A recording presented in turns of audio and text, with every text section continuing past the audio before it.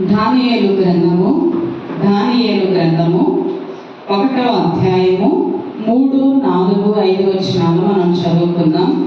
పాత నిబంధన దానియేలు గ్రంథము 1వ అధ్యాయము 3, 4, 5 వచనాలు మనం చదువుకుందాం. Page number 731. పాత నిబంధన పేజ్ నెంబర్ 731. దానియేలు గ్రంథము 1వ అధ్యాయము 3, 4 వచనాలు మనం చదువుకుందాం. రాజు అష్పెనజు అను తన నపుంసకుల అధిపతిని పిలిపించి అతనికి ఇలాగూ ఆజ్ఞాపించెను. ఇశ్రాయేలీయుల రాజవంశములలో ముఖ్యులై లోపము లేని సౌందర్యమును సకల విద్యా ప్రావీణ్యతయు జ్ఞానమును కలిగి తత్వజ్ఞానము తెలిసిన వారై రాజు నగరునందు నిలువదగిన కొందరు బాలురను రప్పించి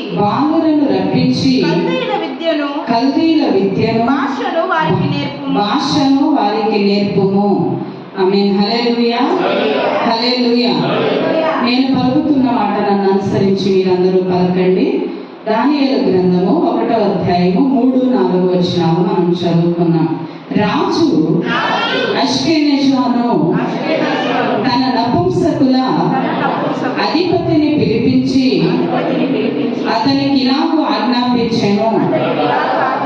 ఇశ్రాయేలీయుల రాజవంశములలో ముఖ్యులై లోపము లేని సౌందర్యమును సకల విద్యా ప్రావీణ్యతయు జ్ఞానమును కలిగి తత్వజ్ఞానము తెలిసిన వారై రాజు నగరునందు నిలువదగిన కొందరు బాలులను రప్పించి కల్దీల విద్యను భాషను వారికి నేర్పుము. ఆమేన్. హల్లెలూయా, హల్లెలూయా. ఇక్కడ ఎవరెవరి గురించి రాస్తున్నారండి? దానియేలు గ్రంథంలో దానియేలును గురించి షడ్రకు మేషకు అబేద్నెగో అనే వారిని గురించి రాయబడింది అన్నమాట. అయితే ఇక్కడ ఎందుకు దానియేలును గురించి ఎక్కువగా ప్రస్తావింపబడిందంటే, దానియేలు అనే ఈ యొక్క వ్యక్తి దేవునికి బహు ఇష్టడనమాట, దేవునికి బహు ప్రియుడనమాట, దేవునికి ఇష్టమైన వాడనమాట. దేవుడు చెప్పింది చేసేవాడు, దేవుడు వద్దన్నది మానేసేవాడు అనమాట. అయితే ఈ యొక్క దానియేలు షడ్రకు మేషకు అబేద్నెగోను గురించి ఈ యొక్క గ్రంథంలో ఎందుకు రాయబడిందంటే, యూదా రాజు ఏలుబడి చేసే కాలంలో, యూదా రాజు అయిన యెహోయాకీము ఏలుబడి కాలంలో యూదా దేశం మీదకి బబులోను రాజు దండెత్తి వస్తాడనమాట. బబులోను రాజు దండెత్తి వచ్చినప్పుడు బబులోను సామ్రాజ్యము అంతా ఈ యొక్క యూదా దేశాన్ని దోచుకొని వెళ్ళడానికి, ఇశ్రాయేలును దోచుకొని వెళ్ళడానికి యూదా దేశం మీదకి, ఇశ్రాయేలు దేశం మీదకి వారు యుద్ధానికి వస్తారు. యుద్ధానికి వచ్చిన తర్వాత ఇక్కడ యూదా రాజుడు యెహోయాకీము ఏ విధంగా ప్రవర్తిస్తాడంటే, దేవునికి ఇష్టడుగా ఉండడనమాట. అందుకని అతని ద్వారా ఏమవుతుందంటే, ఆ యొక్క ఇశ్రాయేలు దేశమంతా దోచుకొనబడబోతుంది.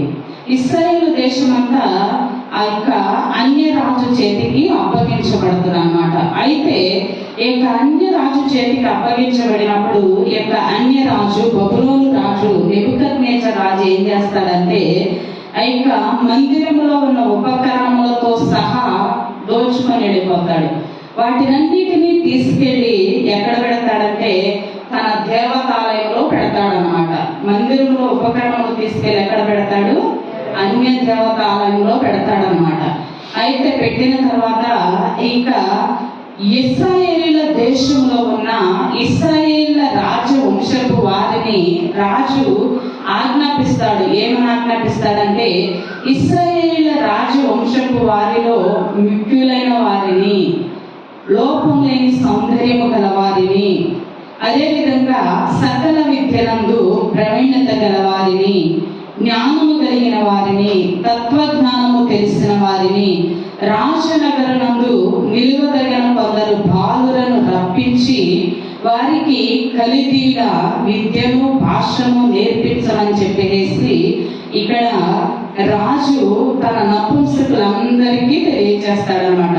తన సైన్యాలందరికీ తెలియచేసినప్పుడు ఇక రాజు, బబులోను రాజు ఆ మాట ఎప్పుడైతే చెప్తారో ఇక బబులోనులో ఉన్న సైన్యం అంతా ఏమవుతుందంటే ఇశ్రాయేలు దేశం మీదకి దండెత్తి వెళ్ళి ఇశ్రాయేలు ప్రజల్లో ఉన్న, ఇశ్రాయేలు రాజుల గృహంలో ఉన్న కొందరిని ఆ యొక్క బబులోను దేశానికి చెరగా పట్టుకొస్తారన్నమాట. పట్టుకొచ్చినప్పుడు వారిలో ఎవరుంటారంటే దానియేలు, షడ్రకు, మేషకు, అబేద్నెగో అన్నవారు ఉంటారన్నమాట. ఈ నలుగురు బబులోను రాజుకు చెరగా కొనిపోబడి వచ్చినప్పుడు ఆ యొక్క బబులోను రాజు చేతికి అప్పగించబడినప్పుడు బబులోను రాజు వారి మీద ఏలుబడి చేయాలని చెప్పేసి వారిని తన సంస్థానంలో ఉంచుకోవాలని చెప్పేసి ఆజ్ఞాపించినప్పుడు అంతకు ముందు ఏమవ్వాలంటే నపుంసకులకు వీరు అప్పగింపబడాలి. నపుంసకులకు అప్పగింపబడిన తరువాత రాజు ఏదైతే చెప్తాడో అదే ఆహారం తినాలి, రాజు ఏదైతే బోధిస్తాడో అదే వారు చేయాలన్నమాట. అంతకు మించి ఎక్కువ చేయడానికి లేదు, తక్కువ చేయడానికి లేదు. అందును బట్టి ఆ యొక్క ఇశ్రాయేలు దేశంలో నుండి చెరగొనబడిన ఈ నలుగురు కూడా ఆ వారితో ఎంతో మంది ఉన్నారు రాజకుమారులు, వారిలో వీరు నలుగురు ఒకరన్నమాట. అయితే వీరు నలుగురు కూడా ఏమవుతారంటే ఇశ్రాయేలు దేశం నుండి బబులోను దేశానికి వెళ్ళిన తర్వాత అక్కడ రాజు ఆజ్ఞాపిస్తాడు, ఇశ్రాయేలు దేశంలో రాజవంశంలో వారు ఏమై ఉండాలంటే ముఖ్యులుగా ఉండాలి, లోపం లేని సౌందర్యం కలిగి ఉండాలి, తత్వజ్ఞానము తెలిసిన వారుగా ఉండాలి, సకల విద్యలందు ప్రావీణ్యత కలిగి ఉండాలి, అదేవిధంగా జ్ఞానము కలిగి ఉండాలి. వారందరినీ తీసుకొచ్చి ఏం చేయాలంటే కల్దీయుల విద్యను, భాషను వారికి నేర్పించండి అని చెప్పేసి చెప్తాడనమాట. కల్దీయుల విద్యను, భాషను వారికి నేర్పించమని ఎందుకు చెప్పాడంటే వారికి అన్ని వచ్చు కానీ, అన్ని ఉన్నాయి కానీ, అవన్నీ ఉన్నా కానీ వారికి ఏమి లేదు, లోకముతో సంబంధం లేదు. కల్దీయుల విద్య, భాష అంటే అన్యులతో సంబంధము లేదు, అన్యులతో పొత్తు లేదు, అన్యులతో వారికి పొందు లేదు, అన్యుల భాషతో, అన్యుల యొక్క సహవాసముతో వారికి పాలు పంపులు లేవు. కాబట్టి వారిని ఇక్కడ తీసుకొచ్చి వారిని ఏం చేయాలంటే వాటన్నిటినీ వీరికి నేర్పించండి అని చెప్పేసి నపుంసకుల అధిపతికి రాజు ఆజ్ఞాపిస్తాడనమాట. ఆజ్ఞాపించినప్పుడు ఇశ్రాయేలు రాజైన ఇశ్రాయేలు రాజవంశంలో ఉన్న వారిని తీసుకొచ్చిన తర్వాత వీరిని నలుగురితో పోల్చుకున్నట్టయితే మిగతా రాజకుమారులందరికీ అన్నీ తెలుసు అన్నమాట. ఈ యొక్క రాజ విద్యతో పాటు లోకపు విద్య కూడా తెలుసు. కానీ వీరి నలుగురికి ఏమి తెలియదంటే రాజ విద్యతో పాటు లోకపు విద్య అనేది తెలియదు అనమాట. లోకపు విద్య తెలియదు కాబట్టి వారు ఏమవుతారంటే ఒక ప్రత్యేకంగా బ్రతుకుతారు, ఒక ప్రత్యేకంగా ఉంటారు, ఒక ప్రత్యేకింపబడిన జనాంగంగా ఉంటారనమాట. అయితే రాజకుమారులందరూ ఆ దేశంలో ఉన్న కొందరు బాలురు బబులోను దేశానికి చెరగొనబడిన తరువాత ఆ యొక్క నపుంసకుల అధిపతికి అప్పగింపబడిన తరువాత నపుంసకుల అధిపతి అంటాడు, నేను ఈ యొక్క 3 సంవత్సరాలు నేను మిమ్మల్ని పరీక్షించాలి కాబట్టి రాజు సముఖానికి వెళ్లే ముందు మీరేం చేయాలంటే నేను పెట్టింది తినాలి, నేను ఇచ్చింది తాగాలి, నేను ఇచ్చిన దాని మీద మీరు పండుకోవాలి, నేను చెప్పిన పని మీరు చెయ్యాలి, నేను చెప్పిన విద్యను మీరు నేర్చుకోవాలి, నేను చెప్పిన భాషను మీరు నేర్చుకోవాలి అని చెప్పేసి ఆ నపుంసకుల అధిపతి వారికి తెలియచేస్తా ఉంటాడు. తెలియచేస్తా ఉన్నప్పుడు ఆ యొక్క నపుంసకుల అధిపతి చెప్పే ప్రతి మాట అక్కడున్న బాలురందరూ, ఇశ్రాయేళ్ల బాలురందరూ వింటారు. కానీ అక్కడున్న నలుగురు మాత్రం వారేమవుతారంటే అయ్యో మేము ప్రత్యేకింపబడిన వారమే, మేము ప్రత్యేకంగా జీవిస్తున్న వారమే, మేము ఇశ్రాయేలు దేశం నుంచి ఇక్కడికి వచ్చామే, మేము వీరితో కలవకూడదే, వీరు తిన్న ఆహారం మేము తినకూడదే, వీరు ముట్టిన దాన్ని ఆరాధించకూడదే, వారు ఆరాధించిన దాన్ని మేము ఆరాధించకూడదే, మేము దానిని ఆరాధించామంటే మేము కూడా అపవిత్రులం అవుతామే, దేవుని దృష్టిలో దోషులం అవుతామే అని చెప్పేసి వారు నలుగురు మదన పడతా ఉంటారన్నమాట. వారు నలుగురు ఆలోచించుకుంటా ఉంటారన్నమాట. మిగతా బాలురందరూ ఏమవుతారంటే, రాసిచ్చింది పంచభక్ష పరమన్నాలు కాబట్టి దానిని మేము మాకు ఇష్టమైనట్లుగా పూజించేస్తాం, మాకు ఇష్టమైనట్లుగా మేము ఈ దేశంలో బ్రతుకుతాం, రాజుకి ఇష్టమైనట్లుగా ప్రవర్తిస్తామని చెప్పేసి మిగతా ఇశ్రాయేళ్ల దేశంలో ఉన్న రాజకుమారులందరూ, ఇశ్రాయేళ్ల దేశంలో ఉన్న చెరగా పట్టుకొచ్చిన బాలురందరూ ఆలోచిస్తుంటే యొక్క నలుగురు ఏం చేస్తున్నారంటే ఒక ప్రత్యేకమైన రీతిలో ఆలోచిస్తున్నారు.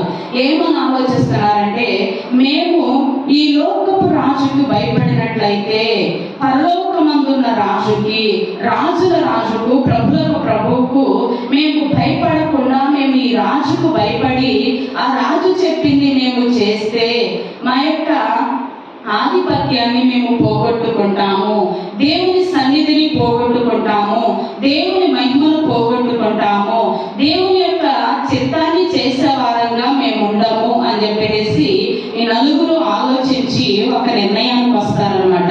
ఒక నిర్ణయానికి వచ్చినప్పుడు వారికి లోపం లేకుండా రాజు చెప్పిన గుణగణాలన్నీ వారిలో ఉన్నాయి. కానీ ఏది లేదంటే వారికి కల్దీయుల విద్య, భాష అనేది వారికి తెలియదు అనమాట, వారికి రాదనమాట. నెహెమ్యాలో, ఎజ్రాలో ఒక మాట ఉంటది అనమాట, యూదా ప్రజల కంట యూదా భాష తప్ప అన్ని భాషలు వచ్చంట. అంటే స్తుతి చేయటం యూదా ప్రజలకు తెలియదు, కానీ మిగతా భాషలన్నీ వారు నేర్చుకున్నారంట. కానీ ఇక్కడైతే ఇక షడ్రకు, మేషకు, అబేద్నెగోలు, దానియేలు ఏం చేస్తున్నారంటే వారికి ఇశ్రాయేలు భాష తప్ప వేరే భాష ఏది రాదు, వేరే దాన్ని అనుసరించి నడవడం వారికి రాదన్నమాట. అయితే ఇక ఇశ్రాయేలు ప్రజలు ఇక్కడ దానియేలు, షడ్రకు, మేషకు, అబేద్నెగోలు ఆలోచిస్తూ నపుంసకుల అధిపతి దగ్గరకు వచ్చి ఒక మాట అంటారు. ఏమనంటారంటే, నపుంసకుల అధిపతిని, అష్కేనాసైన నపుంసకుల అధిపతి, నీ దగ్గర మేము ఒక కోరిక కోరుకుంటాం, నీ దగ్గర మేము ఒక విన్నపం విన్నవించుకుంటాం. అదేంటంటే, మాకు ఇవన్నీ వచ్చు కానీ మేము ఇశ్రాయేలు దేశంలో రాజవంశంలో ముఖ్యులముగా మేము ఉన్నాము, జ్ఞానం లోపం లేని సౌందర్యం కలిగి ఉన్నాము, తత్వజ్ఞానము తెలిసిన వారముగా ఉన్నాము, సకల విద్యలందు ప్రావీణ్యత కలిగి ఉన్నాము. అయితే మేము జ్ఞానము కలిగి ఉన్నాము కానీ మాకేమి రాదంటే ఈ కల్దీయుల విద్యా భాష మాకు రాదు, ఇది నేర్చుకోవాలన్న ఆశ కూడా మాకు లేదు. కాబట్టి నువ్వేం చేస్తావంటే రాజుతో చెప్పు, వారు నేర్చుకుంటున్నారని, వారు మేము పెట్టింది తింటున్నారని చెప్పేసి రాజుతో చెప్పి రాజుని మభ్యపెట్టు. కానీ మేమేం చేస్తామంటే మేము ఆకుకూరలతో భోజనము చేస్తాము, రాజు పెట్టే పంచభక్ష పరమాన్నాలు మాకొద్దు, మేము ఆకుకూరలతో భోజనము చేసి మా భక్తిని మేము కాపాడుకుంటాము, మా యొక్క స్థితిని మేము కాపాడుకుంటాము, దేవుని దృష్టికి మేము దోషులముగా మారము అని చెప్పేసి మేము ఆరాధించే దేవునికి మేము భయపడతామని చెప్పేసి ఇక దానియేలు, షడ్రకు, మేషకు, అబేద్నెగోలు ఇక నపుంసకుల అధిపతికి విన్నవించుకుంటారనమాట. విన్నవించుకున్నప్పుడు నపుంసకుల అధిపతి అంటాడు, అయ్యయ్యో మీతో పాటు ఉన్న ఆ రాజకుమారులందరూ, ఆ బాలులందరూ ఒక ప్రత్యేకంగా కనపడతారు. ఎందుకంటే రాజు పెట్టే ఆ యొక్క భోజనాలు తిని వారి ముఖాలు కళగా ఉంటాయి, వారు మీ నలుగురి కంటే ఒక ప్రత్యేకంగా కనబడతారు, వారు ఒళ్ళు చేస్తారు, వారు సౌందర్యంగా కనబడతారు, వారు జ్ఞానవంతులుగా కనబడతారు, వారు ప్రవీణత తెలిసిన వారిగా కనబడతారు, వారు సకల విద్యలందు ప్రవీణులై ఉంటారు, వారు తత్వజ్ఞానము తెలిసిన వారిగా ఉంటారు, వారిలో మీరు కల్దీయుల విద్యను, భాషను వారు నేర్చుకుని ఉంటారు, వారిలో మీరు జ్ఞానము లేని వారిగా కనబడతారయ్యా. జ్ఞానము లేని వారిగా మీరు కనబడినప్పుడు కల్దీయుల విద్యను, భాషను మీరు నేర్చుకున్నప్పుడు రాజు ఏం చేస్తాడంటే నన్ను లెక్క అడుగుతాడు, రాజుకు మేము లెక్క చెప్పాలి అని చెప్పేసి ఆ యొక్క నపుంసకుల అధిపతి దానియేలు దగ్గర అంటాడనమాట. దానియేలు దగ్గర అన్నప్పుడు దానియేలు అంటాడు, నీకు అంతవరకు నిన్ను తీసుకురాము. ఆ యొక్క రాజు దగ్గరికి వెళ్ళినప్పుడు మేము ప్రత్యేకింపబడిన వారిగా ఉంటామో, వారు ప్రత్యేకింపబడిన వారిగా ఉంటారో ఆ రోజున మనం తెలుసుకున్నాము అని చెప్పేసి వారు ఏం చేస్తారంటే అతన్ని బతిమలాడి పర్మిషన్ తీసుకుంటారనమాట. తీసుకున్నప్పుడు ఆ యొక్క నపుంసకుల అధిపతి దానికి ఒప్పుకొని వారికి ఏం చేస్తారంటే రాజుకు తెలియకోకుండా వారికి కూరగాయలు వండి పెట్టడం, వారు కోరుకున్నట్టు వారు నివసించడం, వారు రోజు ప్రార్థన చేసుకోవడం, వాక్యం చదువుకోవడం, వాక్యములోను ప్రార్థనలోను దేవుని యందు భయభక్తులు కలిగి జీవించడం, ఆ విధంగా చేస్తూ ఉంటారనమాట. మిగతా యవ్వన కుమారులైతే ఏ విధంగా ఉంటారంటే దేవుని యందు భయభక్తులు లేకుండా, దేవుని యందు దేవుని చిత్తాన్ని ఎరిగిన వారిగా లేకుండా వారు ఏం చేస్తారంటే ఆ యొక్క నపుంసకుల అధిపతి చెప్పేదంతా చేస్తారనమాట. వారు లేచిన దగ్గర నుంచి విగ్రహారాధనకు బలి ఇచ్చిన దాన్ని తింటారు, విగ్రహారాధన చేస్తారు, ఆ యొక్క రాజు చెప్పినదంతా చేస్తారనమాట. కానీ నలుగురైతే వారు యెరూషలేము తట్టు తిరిగి ప్రార్థన చేస్తూ ఉంటారనమాట.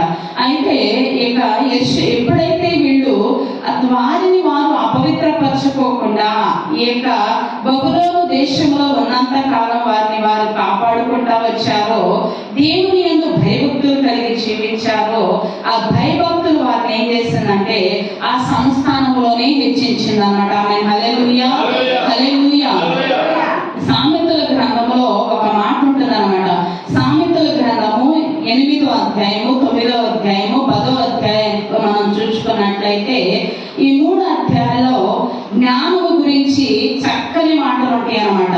సామెతల గ్రంథం మనం చదివినట్లయితే ఆ యొక్క జ్ఞానానికి సంబంధించిన మాటలు, నువ్వు ఏ విధంగా ఉండాలో, ఏ విధంగా ఉండకూడదో, ఎక్కడికి వెళ్ళాలో, ఎక్కడికి వెళ్ళకూడదో, ఏ విధంగా నువ్వు ప్రవర్తించాలో, ఏ విధంగా మాట్లాడాలో, ఏ విధంగా మాట్లాడకూడదో అక్కడ చక్కగా పొందుపరచబడి ఉంటాయి అన్నమాట. సామెతల గ్రంథము 9వ అధ్యాయము 10వ వచనాన్ని మనం చదువుకున్నట్లయితే యెహోవా యందు భయభక్తులు కలిగి ఉండుటయే, యెహోవా యందు భయభక్తులు కలిగి ఉండుటయే జ్ఞానమునకు మూలము, జ్ఞానమునకు మూలము. పరిశుద్ధ దేవుని గూర్చిన తెలివియే, పరిశుద్ధ దేవుని గూర్చిన తెలివియే వివేచనకు ఆధారం, వివేచనకు ఆధారము. ఆమేన్, హల్లెలూయా, హల్లెలూయా. ఇక్కడ ఏమని రాయబడిందంటే యెహోవా యందు భయభక్తులు కలిగి ఉండుటయే జ్ఞానమునకు మూలము అని రాయబడింది. మీరు ఏవో బుక్స్ చదివితే మీకు జ్ఞానం వస్తుంది, ఆ జ్ఞానం మిమ్మల్ని బ్రతికిస్తుంది అని చెప్పేసి ఇక్కడ రాయబడలేదు. కానీ మీరు అనేకమైన మీ ఆలోచనలు బట్టి మీరు ముందుకు నడుచుకుంటే మీకు జ్ఞానం వస్తుంది, ఆ జ్ఞానం మిమ్మల్ని బ్రతికిస్తుంది అని రాయబడలేదు. కానీ యెహోవా యందు భయభక్తులు కలిగి ఉంటే జ్ఞానమునకు మూలము అని చెప్పేసి రాయబడి ఉందన్నమాట. ఈ 3 అధ్యాయాలు మనం చదివినట్లయితే మన ఆత్మీయ జీవితాలను ఎంతగానో మనం కట్టుకోవచ్చు అన్నమాట. ఎందుకంటే మనము చూచే చూపు దగ్గర నుంచి, మనం తలంచే తలంపు దగ్గర నుంచి, మనం నడిచే నడక వరకు, మన పడక వరకు ఏమి చేయాలో ఏమి చేయకూడదో ఈ అధ్యాయాల్లో చక్కగా ప్రసంగి సామెతల్లో ఇక చక్కగా పొందుపరచబడి ఉందన్నమాట. అయితే యెహోవా యందు భయభక్తులు కలిగి ఉండుట జ్ఞానమునకు మూలమని రాయబడి ఉంది. ఇక్కడ మనం చూసినట్లయితే దానియేలు గ్రంథంలో ఇక్కడ 2 మాటలు మనం కొట్టాయి అన్నమాట. తత్వజ్ఞానము తెలిసిన వారై ఉండాలి, జ్ఞానము కలిగి ఉండాలని చెప్పేసి అక్కడ రాయబడి ఉంది. ఆ యొక్క జ్ఞానము ఎవరి దగ్గర నుండి వచ్చిందంటే దేవుని దగ్గర నుండి మాత్రమే వచ్చిందన్నమాట. దేవుని దగ్గర నుండి మాత్రమే మనం పొందుకోగలుగుతాం అన్నమాట. ఆ జ్ఞానము ఏ విధంగా మనం పొందుకుంటామంటే వాక్యాన్ని చదివితే మనకు జ్ఞానం వస్తుంది. వాక్యాన్ని ఏ విధంగా చదవాలంటే దేవుడు మనతో మాట్లాడినట్లుగా మాట్లాడే ప్రతి మాట, చదివే ప్రతి మాట మనము మన జీవితాలకు అన్వయించుకుంటూ మన యొక్క ఆలోచనలో ఆ మాట తీసుకొని దాని ప్రకారం నడుచుకోవాలి అని చెప్పేసి మనం ఎప్పుడైతే తలస్తామో ఆ తలంపును బట్టి మనము దేవునికి దగ్గర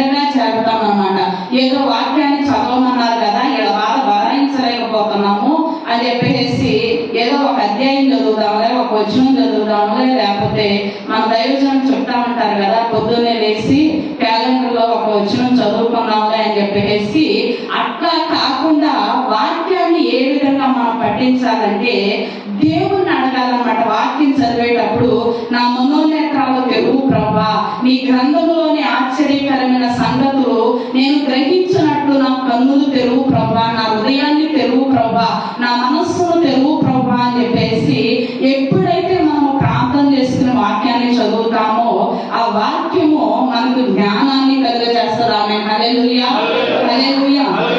యెహోవా యందు భయభక్తులు నేర్పిస్తుంది అన్నమాట. యెహోవా యందు భయభక్తులు మనకు నేర్పించినప్పుడు మనము ఏ విధంగా నడవాలి, ఏ విధంగా మాట్లాడాలి, ఏ విధంగా చూడాలి, ఏ విధంగా మనము ప్రవర్తించాలి అని చెప్పేసి ప్రతిదీ కూడా వాక్యము ద్వారా మనం నేర్చుకోవచ్చు. ఆమేన్. హల్లెలూయా, హల్లెలూయా. మనము ముఖ్యులు, ఈ దేశంలో ఉన్న ప్రతి వారు ముఖ్యులు అనే పిలువబడిన ప్రతి వారు వాక్యాన్ని చదవకుండా ఎవ్వరూ లేరన్నమాట. ప్రతి వారు వాక్యాన్ని చదివేవారే. ప్రతి వారు వాక్యాన్ని తెల్లారి లేచిన తర్వాత ఎవ్వరు కూడా వాక్యాన్ని చదవకుండా ఇప్పటి వరకు ఈ దేశ నాయకులే కానీ ఎవరైనా కానీ వాక్యాన్ని చదవకుండా ఎవ్వరూ లేరన్నమాట. ఎందుకంటే వాక్యము చదివిన వారు ఏమవుతారంటే కొన్ని ఉపన్యాసాలు మనం వింటాము నాయకులు, నేను పలానా వాక్యాన్ని చదివాను, బైబిల్లో పలానా మాట చదివాను అని చెప్పి చెప్తారు. వాక్యాన్ని చదవకోకుండా ఏలుబడి చేసే జ్ఞానము ఎవరికి రాదు. ఆమేన్. హల్లెలూయా, హల్లెలూయా. వాళ్ళు ఎన్ని పుస్తకాలు చదవని, ఎన్ని జీవిత సత్యాలు నేర్చుకొని వాక్యాన్ని చదవందే,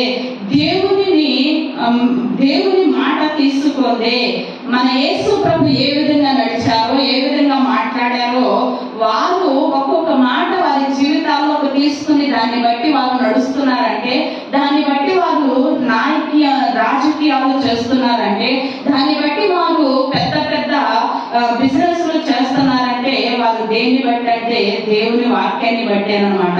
దేవుడు చెప్పిన మాట ఏదో ఒకటి వారిని పట్టుకుంటారనమాట. పట్టుకున్నప్పుడు ఆ మాటను బట్టి వారికి ముందు నడుస్తూ ఉంటారనమాట.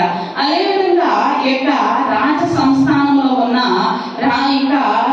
దానియేలు, షద్రకు, మేషకు, అబేద్నెగో అనే వారు ఏం చేస్తున్నారంటే వీరు దేవుని యందు భయభక్తులు కలిగి చెడుతనాన్ని విసర్జించి, అంటే ఆ యొక్క బబులోను దేశంలో ఉన్న వారితో పాటు వారు కలిసిపోలేదు, మిగిలిన ఇశ్రాయేలీయుల పిల్లలతో పాటు వారు కలిసిపోలేదు, కానీ ఒక ప్రత్యేకమైన జనాంగంగా ఆ దేశంలో నాటబడ్డారు. ఆమేన్. హల్లెలూయా, హల్లెలూయా.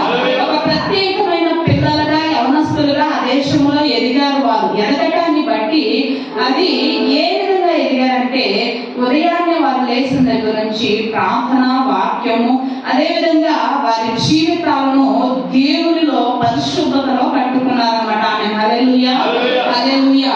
పరిశుద్ధతలో కట్టుకున్న వారు ఎప్పుడూ పడిపోరు. ఆమేన్. హల్లెలూయా, హల్లెలూయా. పరిశుద్ధుడైన దేవుని మీద ఆధారపడ్డవారు ఎప్పుడూ చెడిపోరు. ఆమేన్. హల్లెలూయా, హల్లెలూయా. ఎప్పుడైతే మనము దేవుని మీద ఆధారపడతామో, ఎప్పుడైతే మన జీవితాలను దేవుని మీద కట్టుకుంటామో, అతి పరిశుద్ధమైన దాని మీద మిమ్మల్ని మీరు కట్టుకొనుడి అని చెప్పేసి యోధా పత్రికలో రాయబడి ఉంటుంది అనమాట.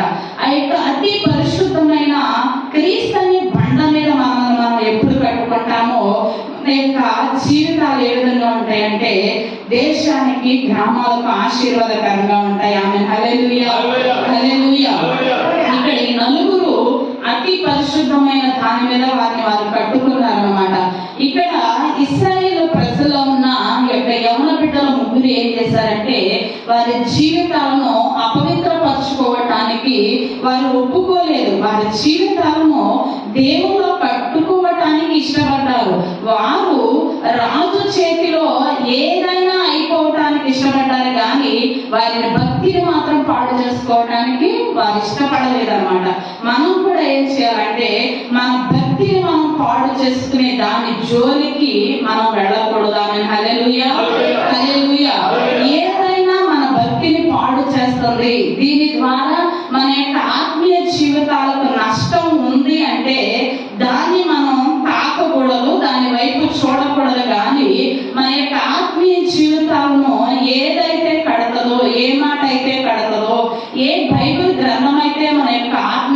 జీవితాలను కడతదో దాన్ని బట్టే మనం ఏం చేయాలంటే ముందుకు సాగుతా ఉండాలి. ఆమేన్. హల్లెలూయా, హల్లెలూయా.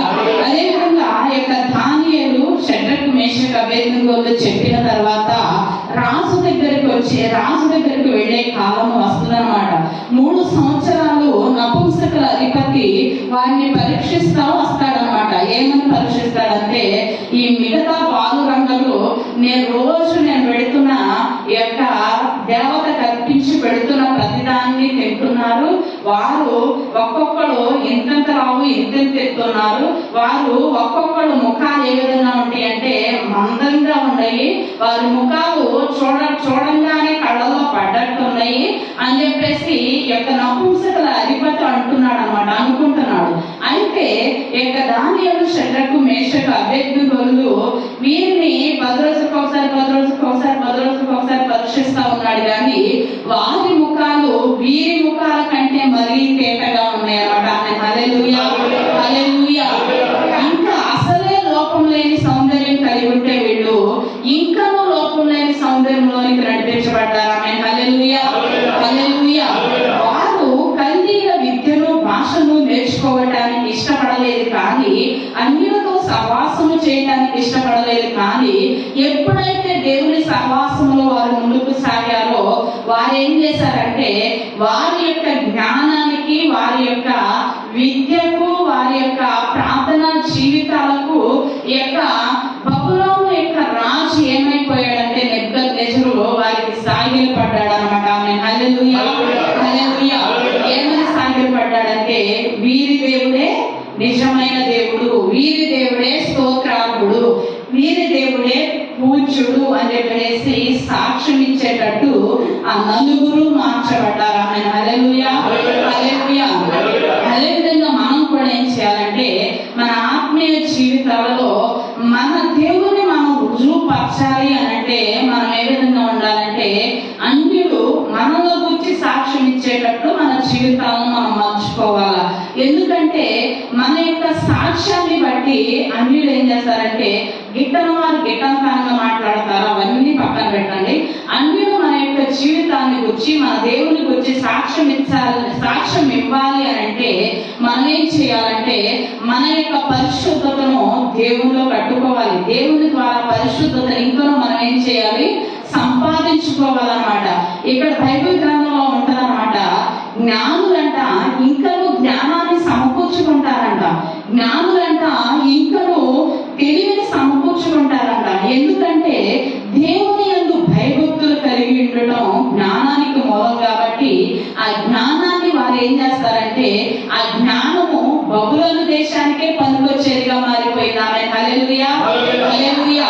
బబులోను దేశాన్ని దేవుని వైపు త్రిప్పేదిగా మారిపోయింది. ఆమేన్. హల్లెలూయా, హల్లెలూయా. అదేవిధంగా మనం ఇక్కడ చూసుకున్నట్లయితే మనకు ఇదే మోషేని కూడా మనం చూస్తాం అన్నమాట. మోషే ఐగుప్తు దేశంలో సకల విద్యలందు ప్రవీణుడు.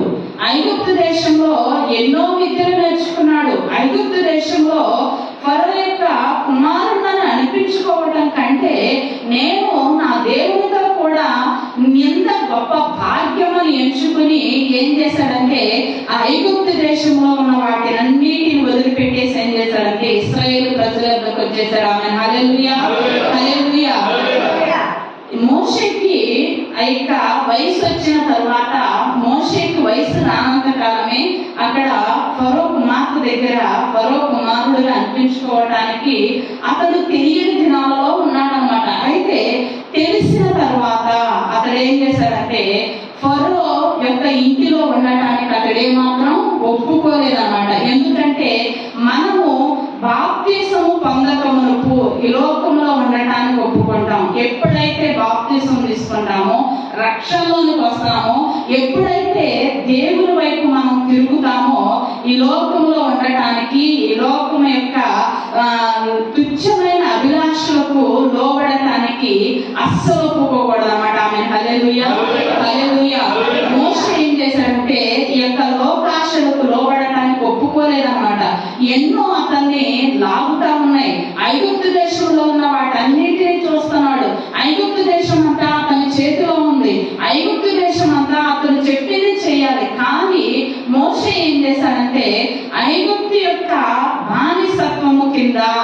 ఈ లోకపు బానిసత్వం కింద, ఈ లోకపు వెట్టి చాకిరి కింద మోషే ఎంత మాత్రము అతడు లోపడలేదన్నమాట. ఆమె హల్లెలూయా, హల్లెలూయా. లోపడకుండా ఏం చేశాడంటే మరలా తిరిగి తన జనాంగము దగ్గరికి వచ్చేస్తాడనమాట. మరలా తిరిగి ఇశ్రాయేలు ప్రజల దగ్గరకు చేర్చబడ్డాడనమాట. ఇశ్రాయేలు ప్రజల దగ్గరికి ఎప్పుడైతే చేర్చబడ్డాడో ఇశ్రాయేలు జనాంగాన్ని నడిపించే నాయకుడిగా అయిపోయాడు. ఆమె హల్లెలూయా, హల్లెలూయా. మోషే ఎప్పుడైతే ఈ యొక్క ఐగుప్తు లోకాన్ని వదిలివేయడానికి ఇష్టపడ్డాడో మంచి నాయకుడుగా తీర్చిదిద్దబడ్డాడు అన్నమాట. ఆమె హల్లెలూయా, హల్లెలూయా. మనం కూడా ఏం చేయాలంటే మన ఆత్మీయ జీవితాలను ఏ విధంగా కట్టుకోవాలంటే దేవునిలో మనము ఈ లోకంలో ఉన్నప్పుడు అంటే రక్షణ పొందక మునుపు ఏ విధంగా అయితే జీవించామో రక్షణ పొందిన తరువాత ఆ జీవితాన్ని జీవించడానికి ఏమాత్రం మనం ఒప్పుకోకూడదన్నమాట. ఏమాత్రం మనము తలవంచకూడదన్నమాట. ఏమాత్రం మనము మన యొక్క నోటి మాటలు కానీ మన యొక్క చూపులు కానీ మన నడకను కానీ పడకను కానీ ఏ విధంగా ఉంచుకోవాలంటే పవిత్రంగా కాపాడుకోవాలి. అది ఎప్పుడు మనకు వస్తుందంటే దేవుని యందు భయభక్తులు కలిగి ఉన్నప్పుడే మనకు వస్తుంది అనమాట. షడ్రకు మేషకు అబేద్నెగోలు దానియేలు ఈ నలుగురు ఏం చేశారంటే దేవుని యందు భయభక్తులు కలిగి ఉన్నారు కాబట్టి ఆ పవిత్రతను వారు అంటించుకోకుండా పరిశుద్ధంగా ఆ యొక్క బబులోను దేశంలో బ్రతికారు. ఆమె హల్లెలూయా, హల్లెలూయా. ఆ రాజు వారిని పిలిచినప్పుడు వారు ఏ విధంగా ఉన్నాయంటే వారి ముఖాలు కళగాను వారి ముఖాలు సౌందర్యముగాను వారు రాజు చూడంగానే రాజుకి ఏమైందంటే వారి పట్ల ఇష్టము కలిగిందన్నమాట. ఆమె హల్లెలూయా, హల్లెలూయా. రాజుకి ఇష్టం కలిగినప్పుడు రాజు ఏం చేశారంటే ఈ నలుగురిని నా రాజ్యంలో సంస్థానాధిపతులుగా ఉంచండి అని చెప్పేసి ఒక్కొక్క సంస్థానం మీద వారిని ఒక్కొక్క నాయకుడిగా చేశారనమాట. చేసినప్పుడు ఆ యొక్క బబులోను రాజ్యంలో ఉన్నవారు మరి అదే విధంగా ఇశ్రాయేలు దేశంలో నుండి వీరితో పాటు చెరగొని వచ్చిన వారు మిగతా యవనస్తులందరూ ఏం చేస్తున్నారంటే ఈ నలుగురిని చూసి అరేరే వారు మేము జీవించినట్లు జీవించలేదు కదా, మేము బ్రతికినట్లు బ్రతకలేదు కదా, మేము రాజకీయమైనట్లు బ్రతికాం కదా, మేము వారు ఏది పెడితే అది తిన్నాం కదా.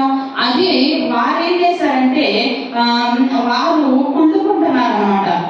అప్పుడు ఫిలిస్తీన్ దేశంలో ఇస్సాకు ఉన్నప్పుడు ఇస్సాకు ఇత్తనం వేసినప్పుడు ఫిలిస్తీన్లు ఏం చేశారు అతని యందు అసూయ పడ్డారన్నమాట. ఎందుకు అసూయ పడ్డారంటే క్రమంగా వర్ధిల్లుతూ ఉన్నప్పుడు అసూయ పడ్డారన్నమాట. అయితే అదే విధంగా ఇక్కడ యవనస్తులు కూడా వీరి పట్ల అసూయ పడతా ఉన్నారు. అసూయ పడతా ఉంటే వీరిని ఏం చేస్తున్నారంటే మిగతా యవనస్తులు అసూయ పడుతుంటే వీరందరూ ఈ నలుగురు ఏం చేస్తున్నారంటే ఆ యొక్క మాటలు ఏమి పట్టించుకోకుండా వారిని వారు పవిత్రపరచుకుంటూ వారిని వారు పరిశుద్ధంగా కాపాడుకుంటూ ఒక్కొక్క సంస్థానంలో ఆశీర్వదింపబడే వారిగా ఉన్నారు. ఆమె హల్లెలూయా, హల్లెలూయా.